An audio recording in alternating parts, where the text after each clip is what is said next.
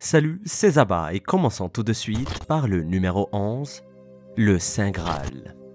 Accroché au mur de l'église Santa Maria della Grazia à Milan se trouve un tableau intitulé La Scène. Une œuvre véritablement monumentale achevée par Léonard de Vinci en 1498. Le tableau montre le tout dernier repas que Jésus a pris avec ses 12 disciples ou bien 12 apôtres. Cette scène est un instantané de la réaction à la table quelques instants après que Jésus ait annoncé que quelqu'un allait le trahir avant le lever du soleil.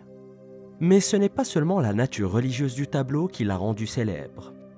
C'est la façon dont Léonard de Vinci a maîtrisé le mouvement de la perspective et surtout l'émotion humaine qui en a fait un succès instantané il y a plusieurs siècles. De nos jours, la scène fait l'objet de plus de théories que toute autre œuvre d'art. D'ailleurs, Léonard de Vinci lui-même a plus de secrets dans son œuvre que la plupart des autres artistes de la Renaissance. Certains pensent que la scène contient un message codé expliquant où se trouve le mystérieux Graal. Et vous le savez probablement déjà, mais il s'agit du même calice que celui dans lequel Jésus a bu lors du dernier repas et qui a été utilisé par Joseph d'Arimathie pour recueillir son sang lors de la crucifixion. Pour certains, de Vinci était censé être membre d'une organisation hautement secrète appelée le Prieuré de Sion, et il aurait disposé d'informations secrètes sur l'emplacement du Graal. Et bien qu'il n'ait pu le dire verbalement à personne, il aurait pu laisser un message codé dans ses œuvres d'art pour indiquer la bonne direction aux observateurs au regard perçant. Et même si, pour être honnête, personne n'a jamais trouvé le prétendu message codé dans le tableau, nous ne savons même pas si un tel message existe vraiment. Numéro 10, le mystère de l'orbe. Le Salvator Mundi, le Sauveur du monde, est une peinture qui a été attribuée à Léonard de Vinci entièrement ou partiellement. Réalisé entre 1499 et 1510, le tableau représente Jésus-Christ vêtu d'une robe bleue de la Renaissance, faisant le signe de croix d'une main et tenant un orbe de cristal transparent dans l'autre main. L'orbe est censé être une représentation du monde, la sphère céleste des cieux et de la terre. La représentation ferait allusion au rôle du Christ en tant que sauveur du monde, mais ce tableau, bien qu'il s'agisse d'un véritable chef-d'œuvre, a été l'un des plus controversés de toutes les œuvres de Léonard au cours des dernières années. Pour commencer, personne ne sait vraiment si c'est de Vinci seul qui a créé cette peinture à l'huile. Elle peut tout aussi bien provenir d'un atelier ou d'un élève de Léonard de Vinci. Cette peinture a une histoire longue et compliquée, et à l'heure actuelle, personne ne peut dire où elle se trouve. Après avoir disparu en Europe pendant presque 200 ans, elle a fait surface au Royaume-Uni en 1900, puis en 2005, elle est apparue dans un état déplorable aux États-Unis. Et la quête de l'authenticité de la peinture a été très longue, et suite à des recherches minutieuses, elle a été exposée à la National Gallery de Londres en 2011. Ensuite, en 2017, le tableau a été vendu pour 450 millions de dollars et a disparu. Il est maintenant caché quelque part en Arabie Saoudite sur ordre du prince héritier Mohammed bin Salman, le même bin Salman que la CIA a jugé responsable du meurtre du journaliste Khashoggi. Mais la question qui se pose dans le monde de l'art est de savoir où il l'a caché et pourquoi des informaticiens de l'Université de Californie ont récemment créé une copie virtuelle du tableau. Ces scientifiques pensent qu'avec cette copie virtuelle, ils ont résolu le mystère de l'identité du véritable peintre du Salvator Mundi. Le plus gros problème dans le tableau est que le globe dans la main du Christ ne réfracte pas la lumière de manière réaliste.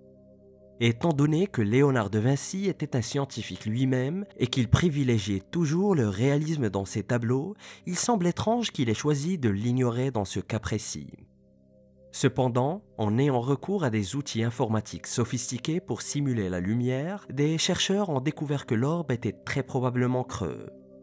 Si Léonard de Vinci avait imaginé que l'orbe était creux et fabriqué à partir de cristaux de roche, il n'aurait pas réfracté la lumière du tout, mais aurait été complètement translucide, comme c'est le cas dans le tableau. Numéro 9, le bébé secret. Il existe des rumeurs selon lesquelles, sur le tableau de la scène, Marie-Madeleine est la personne assise à la droite du Christ. Il est également dit que 2 sièges plus loin se trouve un bébé déguisé. En poussant ces théories encore plus loin, certains disent que Marie-Madeleine se place comme une pièce de puzzle sur l'épaule de Jésus, comme si elle reposait sa tête sur son épaule pour le réconforter. Il est également dit que l'hypothétique bébé s'insère parfaitement entre eux. Vous pouvez voir où je veux en venir, mais suivez-moi un instant. Pour les personnes soutenant ces théories marginales, cela suggérerait que Jésus et Marie-Madeleine ont conçu un enfant en secret avant la crucifixion. Ou du moins, ce serait la suggestion si Léonard de Vinci avait vraiment dessiné le dernier repas avec Marie-Madeleine et un bébé secret en tête. Mais quel est donc le fondement de cette rumeur? Le personnage à la droite de Jésus est tout simplement l'apôtre Jean et non Marie-Madeleine. La rumeur vient du fait que Jean ressemble terriblement à une femme dans le tableau. Mais c'était juste la façon dont Léonard de Vinci dessinait les hommes, parfois avec des cheveux longs et voluptueux et des traits délicats. Si Léonard avait vraiment dessiné Marie-Madeleine dans le tableau, il aurait certainement été poursuivi pour hérésie et condamné à la pendaison ou à l'emprisonnement pour le reste de sa vie. Numéro 8. Dame à l'hermine. Le scientifique Pascal Cotte a récemment utilisé une technique d'éclairage révolutionnaire pour révéler un secret stupéfiant sur l'une des peintures les plus célèbres de Léonard de Vinci. Il ne s'agit pas de la Mona Lisa, mais de la Dame à l'hermine. Il l'a peint entre 1489 et 1490 et elle s'appelait Cecilia Gallerani. C'était une jeune femme d'Italie qui était la maîtresse du duc de Milan. Elle tient dans ses bras une hermine qui est une sorte de belette à queue courte. Personne n'avait jamais sérieusement étudié le tableau. La plupart des experts s'accordaient à dire qu'elle avait toujours tenu le petit animal dans ses bras. En tout cas jusqu'à ce que le chercheur Pascal Cotte, après avoir examiné l'œuvre à l'aide de techniques de réflexion de lumière, ne découvre que De Vinci avait apporté quelques modifications au tableau. Dans la première version du tableau, il n'y avait pas du tout d'hermine, et dans la deuxième version, il avait changé la robe de la dame. Ces secrets ne sont pas révolutionnaires, ils ne révèlent rien de bien choquant. Mais il est intéressant de voir que l'une des œuvres les plus célèbres de De Vinci a été retouchée par l'artiste à plusieurs reprises, qui ne pouvait pas se décider sur ce que la femme voulait porter ou ce qu'elle devait tenir dans ses mains. Le tableau se trouve aujourd'hui au Musée national de Cracovie. Numéro 7. L'autre Lisa. Et pour ne pas s'arrêter en si bon chemin, restons toujours avec le même scientifique, Pascal Cotte. Il a étudié la Joconde pendant 10 longues années. Il était impatient de découvrir le mystère de cette peinture et de la femme mystérieuse qui y figure. Tout d'abord, la femme sur le tableau ne s'appelle pas Mona Lisa. Mona est presque certainement une contraction de Madonna, ce qui lui conférait alors un lien avec la Vierge Marie. La plupart des historiens s'accordent à dire que Léonard de Vinci a utilisé comme modèle une femme du nom de Lisa Gherardini, une bourgeoise de Florence au XVIe siècle. Et de Vinci tentait apparemment de transformer Lisa en sa propre version énigmatique de la Madone. Mais voici ce que Pascal Cotte a trouvé sous la peinture. Après 10 ans d'examen, il a découvert un visage différent sous l'œuvre d'art originale. Si sa découverte s'avère légitime, cela va bouleverser le monde de l'art et jusqu'à présent, il semblerait que ces découvertes soient vraies. L'historien de l'art Andrew Graham Dixon a corroboré l'affirmation incroyable selon laquelle la femme originale sous le tableau n'était certainement pas Lisa Gherardini. C'était une femme totalement différente avec un visage complètement différent. La femme originale avait un visage beaucoup plus mince, des yeux très différents, moins de cheveux, une tenue bien plus révélatrice montrant un peu plus de peau, et le plus choquant de tous, elle souriait. Personne ne sait ce que Léonard de Vinci a fait ici. Il semble qu'il ait peint une femme, qu'il ait décidé qu'il ne l'aimait pas et qu'il l'ait transformée en Lisa Gherardini par la magie de sa peinture à l'huile. Numéro 6. L'adoration des mages. Pendant 5 longs siècles, les images sous l'adoration des mages, l'une des premières œuvres d'art de De Vinci, sont restées cachées. Maurizio Saracini, chercheur en art, a utilisé une technologie de photographie infrarouge pour découvrir des détails auparavant invisibles, dont certains ont suscité l'enthousiasme des adeptes de théories en tout genre. Dans tous les tableaux de Léonard de Vinci, l'adoration des mages est l'un des plus chargés. Il se passe énormément de choses dans ce tableau. Des personnages au visage en passant par les bâtiments, les plantes et le feuillage en arrière-plan et même des abeilles. Il y a suffisamment de choses qui se passent pour permettre, avec un peu d'imagination créative, de trouver toutes sortes de signes et de les interpréter à peu près comme on le souhaite. Mais la vérité derrière cette peinture est qu'elle est censée représenter les trois rois rendant visite à la Vierge Marie et au nouveau-né Jésus. Mais la grande différence ici est qu'il n'y a pas de crèche, pas d'étable, pas même d'âne, mais une colline avec un arbre envahi par des visages grognants et des hommes rampant sur leurs mains et leurs genoux. Nous apercevons également un cavalier au loin et ce qui semble être une structure en ruine. La peinture est étrange, c'est indéniable, mais avec les traces récemment découvertes sur la peinture terminée, les choses prennent un peu plus de sens. Leonardo n'avait clairement pas encore trouvé ce qu'il voulait en faire.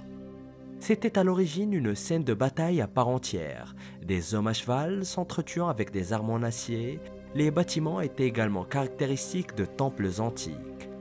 De Vinci avait créé une nativité unique en son genre, avec la Vierge Marie et Jésus au centre d'une bataille au milieu de ruines antiques. Mais personne ne sait pourquoi ni ce qu'il essayait de communiquer. Numéro 5, la Vierge au rocher. La Vierge au rocher est une œuvre d'art vraiment magnifique créée par Léonard de Vinci il y a 500 ans. En réalité, il existe plusieurs versions de ce tableau, mais nous y reviendrons plus tard. Des chercheurs de l'Imperial College de Londres ont fait appel à un scanner à rayons X ainsi qu'un algorithme totalement novateur pour découvrir des figures cachées sous l'un des tableaux les plus célèbres de Léonard de Vinci. C'est ce que les historiens de l'art appellent une fouille visuelle. Ils ont découvert des dessins partiels sous l'œuvre achevée en se servant de l'imagerie infrarouge. Mais tout d'abord, examinons un peu le contexte. La Vierge au rocher a été commandée en 1483 comme un retable pour une chapelle consacrée à l'Immaculée Conception de la Vierge Marie. Deux grandes sculptures d'anges se tenaient aux côtés de la Vierge. Le tableau de Vinci était placé directement sous la sculpture. Il existe encore aujourd'hui deux versions du même tableau. La première est la version originale et se trouve au musée du Louvre.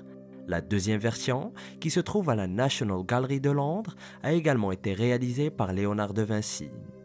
Elle montre la même scène, mais avec des teintes légèrement différentes et un ton plus sombre. Les deux tableaux mesurent plus d'1,80 m et ont été peints à l'origine sur deux panneaux de bois. Les croquis cachés sous la version londonienne montrent une version totalement différente du tableau. On y voit la Vierge debout dans une posture différente, ainsi que de nombreux anges chantonnant autour de l'enfant Jésus. Il semblerait que pour la deuxième version du même tableau, Léonard ait envisagé de prendre une toute autre direction avant de se raviser. Numéro 4, était-il dyslexique ? Cela fait plus de 500 ans que Léonard de Vinci est mort, et à ce jour, il est considéré comme l'un des plus grands inventeurs et artistes de génie de l'histoire de l'humanité. Selon le docteur Salvatore Magnone, chercheur à l'université Thomas Jefferson, de Vinci devait en partie ses capacités artistiques à la dyslexie. Environ 20% des habitants de la planète souffrent de dyslexie. Contrairement à la croyance populaire, la dyslexie n'affecte pas l'intelligence, mais plutôt les troubles d'apprentissage, surtout en ce qui concerne la lecture, l'écriture et l'orthographe. Des études scientifiques récentes ont montré que les personnes atteintes de dyslexie sont souvent plus créatives que les autres. Pas dans tous les cas, mais il est assez fréquent que les personnes dyslexiques soient extraordinairement créatives. Et grâce à tous les documents relatifs à Léonard de Vinci, nous savons qu'il n'était pas très doué à l'école, qu'il était mauvais en orthographe, qu'il avait au moins 9 façons différentes d'écrire un mot et qu'il n'arrivait pas à trouver les bonnes lettres. Les chercheurs pensent qu'il était presque certainement dyslexique et que cela a contribué à alimenter son génie créatif. Numéro 3, l'Annonciation. L'Annonciation a été achevée par Léonard de Vinci en 1476. La peinture montre la Vierge Marie visitée par l'archange Gabriel. Et comme vous le savez déjà, un très grand nombre des plus grandes œuvres d'art de Léonard de Vinci ont un rapport avec la Vierge Marie. Et dans ce cas précis, elle est assise dans un jardin à l'extérieur d'un palais de la Renaissance lorsque Gabriel apparaît pour dire à Marie qu'elle va bientôt porter un fils et qu'il sera le Fils de Dieu. L'Annonciation était l'événement biblique préféré des artistes de la Renaissance. Chaque petit détail du tableau a un rapport avec l'histoire. Par exemple, le jardin est clairement en fleurs, ce qui suggère la saison du printemps. Et au XVe siècle, les gens croyaient que l'Annonciation était le moment exact où Dieu avait fécondé la Vierge Marie, 9 mois avant la nativité en hiver. Et le dernier secret de la peinture est un simple rayon de lumière qui illumine le visage de Marie en touchant sa main levée. Ce minuscule détail, presque invisible, est le plus important de toute la peinture. Le rayon de lumière est censé être le Saint-Esprit lui-même touchant la chair de Marie. Il représente le moment même où le Christ est amené dans ce monde. Numéro 2, le code musical. Giovanni Maria Pala, musicien et informaticien italien, a récemment découvert un message secret dans la scène de Léonard de Vinci. Contrairement aux nombreuses théories farfelues qui entourent le célèbre tableau, ce message est bien réel. Giovanni a découvert des notes de musique encodées dans le tableau, ce qui a donné lieu à des spéculations selon lesquelles l'artiste de la Renaissance aurait laissé une composition à l'intérieur de son tableau. Giovanni affirme que la composition ressemble à un requiem. Il a découvert les notes de musique en traçant des lignes entre les éléments du tableau qui ont une valeur chrétienne. Par exemple, les miches de pain sur la table, les mains de Jésus et de chaque apôtre. Chaque élément important correspond à une note de musique. Le plus déroutant est que les notes de musique ne peuvent être lues traditionnellement de gauche à droite, mais doivent être inversées et jouées à l'envers. Et cela s'expliquerait par le style d'écriture inhabituel de Léonard de Vinci, peut-être un résultat de sa dyslexie. Et finalement, Giovanni a réussi à déchiffrer le code et à identifier un hymne à Dieu. Il a assemblé une composition de 40 secondes que Léonard semble avoir cachée dans la scène. La composition est lente et doit être jouée à l'orgue, mais toutes les notes de musique semblent s'accorder et ont un sens. L'expert en travaux de Léonard de Vinci, Alessandro Vezzosi, pense que Giovanni est peut-être la première personne à avoir réellement déchiffré un code secret dans la scène. Bien que la signification de cette composition ou l'intention de Vinci derrière les notes de musique secrètes reste un mystère complet. Et si vous vous demandez à quoi ressemble le requiem, le voilà.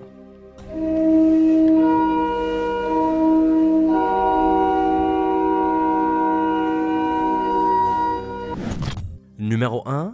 Message apocalyptique. Une affirmation extravagante a été faite selon laquelle Léonard de Vinci aurait laissé dans son tableau, la scène, un message secret concernant la fin du monde. De Vinci aurait pris soin de souligner l'importance du chiffre 3. Il y a 3 fenêtres et 4 groupes de 3 apôtres. Selon la chercheuse Sabrina Sforza Galizia du Vatican, ces chiffres sont liés à une prédiction secrète d'un déluge mondial qui se produira le 21 mars de l'an 4006. Il nous reste donc un peu de temps. Sabrina affirmait qu'en étudiant la fenêtre en demi-lune au-dessus de la figure du Christ, ainsi qu'en ajoutant la collection de 3 et en faisant une folle gymnastique mathématique, elle aurait soi-disant découvert la date de la destruction de l'humanité. Sabrina croit également que Léonard de Vinci a une vision de la fin des temps et qu'elle aura lieu dans 2000 ans. Enfin, c'est ce qu'elle pense. Et cette découverte terrifiante pourrait détruire l'humanité. Découvre-les en cliquant sur cette vidéo.